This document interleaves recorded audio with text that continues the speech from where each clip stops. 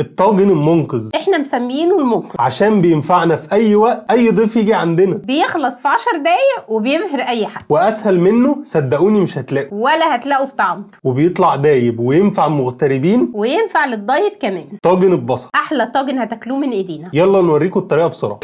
السلام عليكم. الجلابيه دي وفشها حلو في اللحمه، عشان كده قلت لازم البسها عشان الفيديو يوصل 3-4 مليون كده ولا حاجه. قرب معانا كيلو لحمه. بصوا لازم يبقى فيه نسبه دهون بسيطه كده، حتى لو مش بتحبوا الدهون معلش. لو اخترتوها حمراء فانتوا تقولوا للجزار يحط لكم حتتين دهون كده. يعني انتوا لو مش بتحبوا تاكلوها عادي ممكن تشتروا حتتين دهون، بس دي بتفرق في طعم جدا. في طريقتين للحمه اللي هنعملها لكم النهارده، طريقه سريعه وطريقه بطيئه. السريعه مميزاتها ان هتنجزوا وترموا على طول في الفرن. أيوة. البطيئه مميزاتها ان احنا هنبدا نطلع شوربه عشان لو محتاجين تعملوا رز او محتاجين تعملوا اي حاجه جنبها. وبصراحه انا بفضل الطريقه الثانيه. ليه؟ لان بنطلع منها الرز طبعا بيبقى طعمه غني اكتر، وممكن نعمل جنبها طبق ملوخيه او اي اضافات تانية.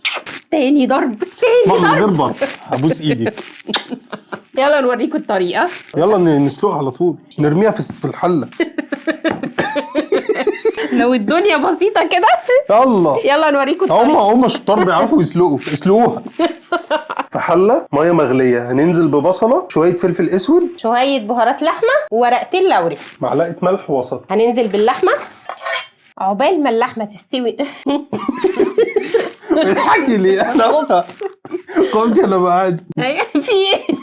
عقبال ما اللحمه تستوي نص سوا هنجهز بقى ايه؟ هننضف البصل بتاعنا. كميه البصل بتبقى قد كميه اللحمه، يعني هنعمل كيلو لحمه كيلو بصل، نص كيلو لحمه نص كيلو بصل. البصل لازم يبقى كتير. عنيف قوي مؤمن. نضفي البصل عشان اقطع.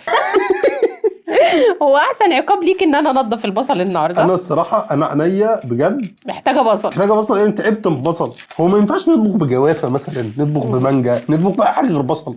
يا خفه. بتكلم بجد، يعني هو ليه لازم بصل؟ هذا ما وجدنا عليه ابائنا. قطعوا جوليان. بحب اخد الحاجه السهله. هو في ايه في اللحمه ببصل غير بصل متقطع ولحمه مسلوقه وتتحط في بعض؟ يعني ايه اللي هنعمله غير؟ مؤمن يا محمد مؤمن. انا اسف. اتقي شر الحليم غاضب. مش عارفين تعمل فيا ايه. عايز تصورني ان انا مش بريئه؟ لا انا مش عاوز اصورك. ايه في ايه؟ قربي كده في لا إيه؟ روح نضفه بعيد عن النار. طب خلاص سيبيها ماما. انا عينيا خدت حصانه من كتر تقطيع البصل تقريبا. يعني انا اللي بقالي قد كده في المطبخ 30 سنه. طب اشمعنى انا ما بعيطش اهو؟ بصي اشمالك مش عارف، ما بقتش خلاص. طب ما انا طول الوقت بحس اشمعنى المره دي يعني بتقشريه مش بتقطعيه؟ امال لو قطعتيه. بصوا ماما هربت وسابتني. ايه ده؟ المشكله في المكان. لا المشكله في البصل. لا البصل صعب جدا وسهوت. لا مش بصل طبيعي. اغيثونا.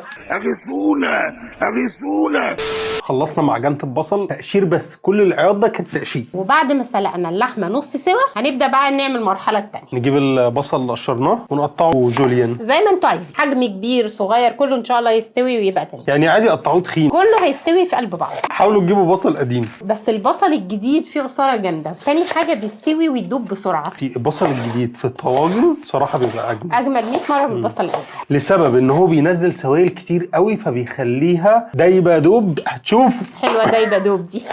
هناخد نص كميه البصل هنفرشها في الطاجن من تحت. قرن فلفل رومي برضو نفرشه معاه، شويه بهارات لحمه صغيرين، معلقه ملح حلوه كده، معلقه فلفل اسود برضو صغيره، رشه جنزبيل، ودي بتدي ريحه حلوه جدا مهمه اوعوا تستغنوا عنها. اللحمه التحفه بتاعتنا، طبعا اللحمه بتاعتنا نص سوا، اوعوا تسووها للاخر. هنطلع باللحمه نصها في الطاجن. شايفين احنا جايبين اللحمه نصها احمر ونصها فيه دهون، ده هيعمل ميكس كده ما بين كل حاجه. نكمل ايه بقى بقيه الطبقه الليرز.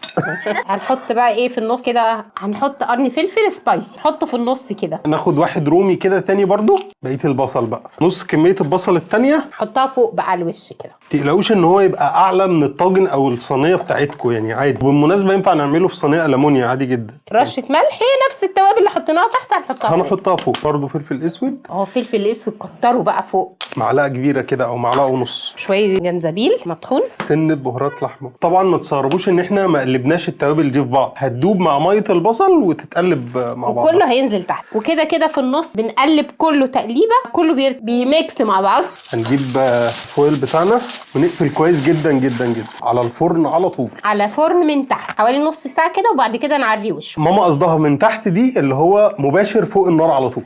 نص ساعه، وبعد كده نشيل الورق الفويل عشان ياخد لون بقى من فوق. هي بالكتير ساعه ان شاء الله ويبقى جاهز. هو تقريبا يا ماما خد حوالي ساعه الا ربع في الفرن. وخدوا بالكم حاجه، ان هو مستحيل ينجح الا فعلا لما تجيبوا اللحمه من جزار نضيف. تاني حاجه فكره ان احنا نسلقه دي الناس اللي عايزه تعمل زي ما قلنا، عايزه تعمل شوربه، عايزه تعمل ملوخيه. وانتوا هيتهيأ لكم ان الخطوات كتير، بس والله مش كتير خالص. هي خالص. حرفيا انتوا بتقطعوا بصل وتتبلوه وتدخلوه في فرن. وممكن لو مش عاوزين تسلقوه وعاوزينه يبقى اسرع تحطوه في الفرن على طول مع نفس التوابل ونفس كل حاجه بالظبط. الفرق ان انتوا هتزودوا كوبايه الا ربع ميه. طعم واحد وطعم خرافي، ويا سلام لو عملتوه في طاجن فخار. وبرده دي حاجه مهمه جدا محدش ينفض لها او تستهتروا بيها، يعني انها معلومه بسيطه، ان انتوا تجيبوا لحمه كلها حمراء. صدقوني مش هيطلع طعمه حلو، هيطلع ناشف شويه. الجمال فيه ان هي تبقى لحمه فيها سن الدهون، مش كلها دهون بس سنه بسيطه، عشان ايه؟ تدوب المسائل. يا جماعه دايب دوبان. شوفوا الدوبان، شوفوا الدوبان. دوقوا الدوبان. بصل مسكر